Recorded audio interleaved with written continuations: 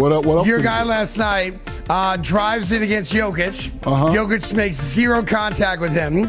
LeBron makes the layup. Okay, no foul called. And then he falls to the ground, writhing in pain. The problem, of course, with the faker is that he wasn't sure which arm to grab, which arm was hurt.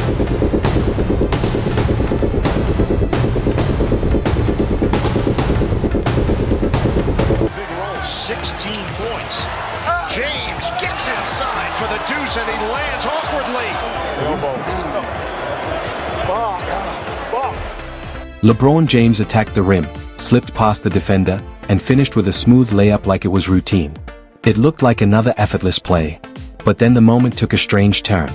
There was no whistle from the officials, and suddenly LeBron collapsed to the floor as if something dramatic had happened. The whole arena seemed to freeze for a second, watching the scene unfold. But here's the awkward part. When he hit the floor, it almost looked like he couldn't decide which arm was actually hurt. First he grabbed one elbow, then the other. Fans in the crowd were staring, and even the commentators sounded confused. Nobody in the building seemed completely convinced by what they were seeing, and that's what makes it strange. This is still one of the most respected superstars in basketball, a player who expects every moment on the court to be taken seriously. So be honest for a second. At this stage of his career, is the flopping just a habit he can't shake anymore? Or is it a calculated veteran move to draw a whistle from the referees when things don't go his way? Drop your opinion in the comments and don't hold back. And if you enjoy these NBA breakdowns, subscribe so you don't miss the next one. Now picture the play clearly. Nowhere where he got hurt to the point that caused this reaction. I think he faking, bro. I just called it. I called it. He reached for one arm and then reached for the other arm, so he just grabbed both of them. He didn't know which one to play it off with, so he grabbed both of them. Look at him. LeBron drives straight to the basket against Nikola Jokić. He slips past the defense, reaches the rim, and finishes the layup without much trouble. But here's the key detail: Jokić barely touches him. There's no real bump, no swipe, no clear contact that would normally draw a foul. Nothing there for the referees to call. Yet the moment the ball drops through the net, LeBron suddenly falls to the floor and starts rolling around as if he had taken a huge hit. And that's what made the moment so strange. This is a 40-year-old legend, a four-time champion, and a player many fans consider the greatest ever. But in that instant, the reaction looked completely over the top. Then came the part that made the entire sequence unforgettable. LeBron grabbed his right elbow and held it tight like that was where the pain was coming from. But a moment later, he hesitated. Maybe that wasn't the right arm after all. Suddenly he switched and grabbed his left elbow instead. Now the confusion was complete. Right elbow, left elbow, maybe both. The entire arena was watching the situation unfold in real time, and the replay only made it look even stranger. LeBron stayed on the floor clutching one elbow, then the other. While a teammate rushed over to help him up at the same time, LeBron shouted with full intensity, yelling, "My elbow," as if something serious had just happened. The crowd watched closely, trying to figure out exactly what had gone wrong. But there was one small problem. He goes to the ground, no foul called, but the bucket counted. By the way, they lost to the Nuggets because they always lose to the Nuggets, right? Nuggets are better. Yeah, they are better. Nuggets are better. And your guy's now writhing on the floor in pain. He grabs his right elbow, and then he's like, maybe it wasn't that one. So then he grabs his left elbow, and then it wasn't that one. So then one of the guys comes over to try to help him up. He yells, "Oh, my elbow!" Nobody could really tell which elbow he was talking about. Was it the right one? The left one? Or both? Even the broadcast team sounded confused as the cameras zoomed in. Everyone in the arena seemed to be waiting for an answer. Eventually, LeBron was helped over to the bench while the Lakers training staff gathered around him as if it were a serious situation. The broadcast cut away for a moment while the crowd buzzed, and fans tried to process what they had just seen on the floor. Then, only a short time later, LeBron James suddenly returned to the court. Just like that, the elbow issue that had him rolling around on the hardwood moments earlier appeared to be completely gone. He was moving fine again, running the offense as if the entire scene had never even happened. And to make things even more ironic, the Los Angeles Lakers still ended up losing that game to the Denver Nuggets, which honestly fits the recent pattern between these two teams. Over the past few seasons, the relationship between the Lakers and Nuggets has been pretty simple. Denver usually wins. Not every single time, but often enough that it doesn't feel like just a random bad night for Los Angeles. The Nuggets have simply been the stronger team in those matchups. This is your king. This is your GOAT. A dude that is so desperate for attention. A dude that is so desperate to be noticed that he pretends to be hurt. He can't get back on defense after a made shot because he fell on his arm and got a boo-boo? And I struggle to say LeBron James got a boo-boo because all he did was softly fall to the ground. And when you look at how Nikola Jokić impacts the game, controlling the offense, creating plays, and elevating the teammates around him, it's easy to see why Denver keeps coming out on top. But the moment people kept talking about after this game wasn't the final score. It was the flop. Because after a while, moments like these stop being just a funny clip online. They start turning into a reputation. And that reputation has been following LeBron James for years. Now when he hits the floor, a lot of fans don't immediately worry about an injury. The first reaction is skepticism. Especially after scenes like the one where he grabbed both elbows, shouted about the pain, and then returned to the game moments later as if nothing had happened. And moments like that are exactly why the skepticism exists.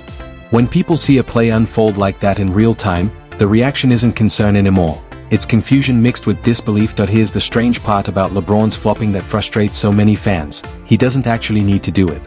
That's what makes the whole thing so baffling to watch. We're talking about a player with 4 championships, a career filled with legendary moments, and a resume that was already secured in NBA history years ago.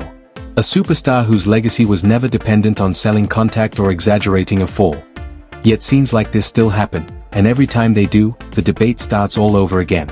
Take him to the bench, and no one's paying him any mind, of course, because everyone knows he's faking. Nothing. And then he comes right back on the court like 10 seconds later. Thank God he's all Yeah. right. Oh! You know, I was definitely worried about LeBron. Yo, it's so comical now that he don't even try to hide it. Yo, flopping on the ground like a flounder. Yo, not sure which arm to grab, so he grabs both of them. Does that, can't get up. Oh! His legacy isn't hanging on one foul call. His place among the greatest players ever is already secure. The numbers alone are incredible. LeBron James owns the all-time scoring record in the National Basketball Association. His assist totals are enormous, and his longevity is almost unheard of. Performing at such a high level this late into a career is something very few athletes in any sport have ever managed to achieve. So when fans watch him grab one elbow, then switch to the other and shout about an injury, it naturally leaves people scratching their heads. A player with that level of greatness doesn't need extra drama to prove anything, but the truth is, the flopping conversation around LeBron isn't new. It has followed him through much of his career. Supporters usually have their defense ready, though. They'll point out that LeBron is one of the strongest players the league has ever seen, constantly driving straight into defenders. Because of his size and power, some argue referees sometimes miss contact that would normally be called for smaller players. Others say he exaggerates the contact simply to make sure the officials notice it. And some fans just shrug and say every superstar sells contact. LeBron only gets more attention because the spotlight on him is bigger than anyone else in the league. To be fair, those arguments do make some sense. There's logic behind them. But none of those explanations really account for moments when a player grabs both arms, can't decide which one hurts, gets helped off the floor, and then jogs back into the game almost immediately. That's why clips like this spread so quickly online. The whole sequence ends up feeling oddly theatrical. The reaction is dramatic in the moment, completely committed, and then it disappears just as quickly when the whistle never comes. Lakers end up the 6th seed, and Denver ends up the 3. Then they get Denver in the first round again. They're going home. They're not beating the Denver Nuggets. I can assure you that. They're not beating the Denver Nuggets. I don't care what anybody says. At that point, the frustration almost flips into something else entirely.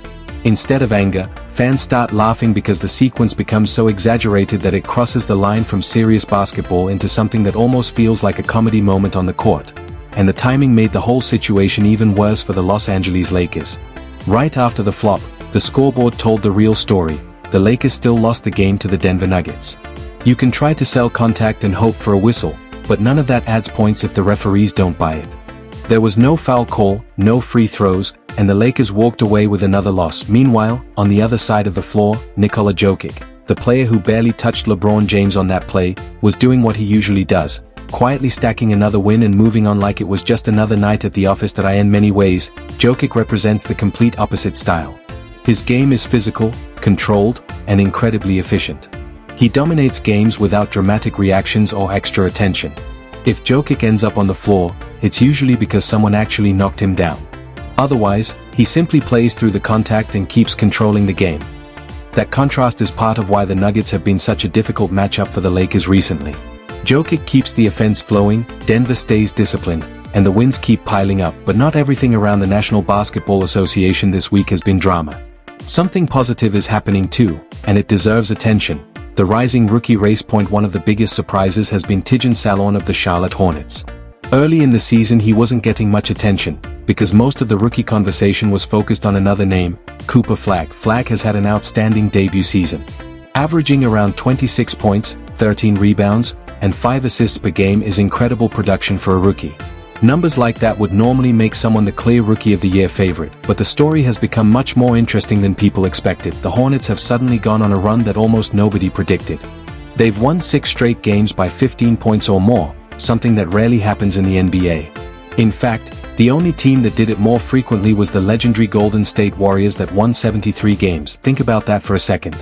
The Hornets are suddenly appearing in the same statistical conversation as one of the greatest regular season teams ever. This is the same franchise that hasn't been consistently relevant for years.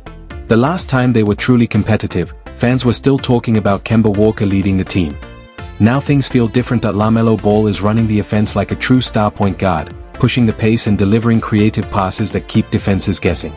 Alongside him, Brandon Miller has quietly developed into a reliable 20-point scorer in just his second season, and right in the middle of it all is Salon, the rookie who is suddenly pushing the Rookie of the Year race in a completely new direction. The reason he went overlooked early actually follows a familiar NBA media pattern. The biggest prospect usually gets the spotlight first.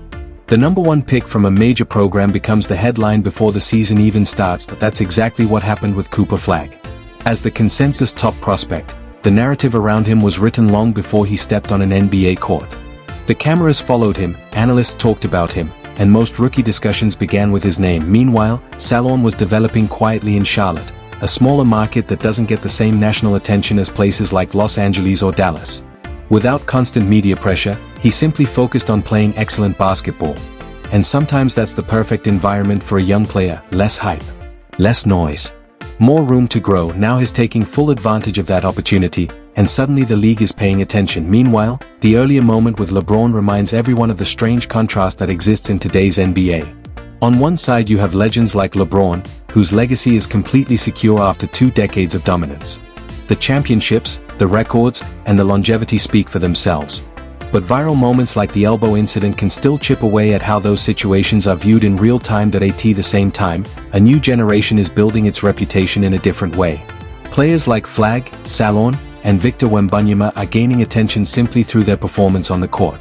Their highlights speak for themselves without needing dramatic reactions, and that's part of the strange beauty of the NBA. The league contains every kind of story: legendary careers, rising stars, dramatic moments, and sometimes a little theater mixed into the action. So the debate continues. Is it King James, the nickname built from 2 decades of greatness?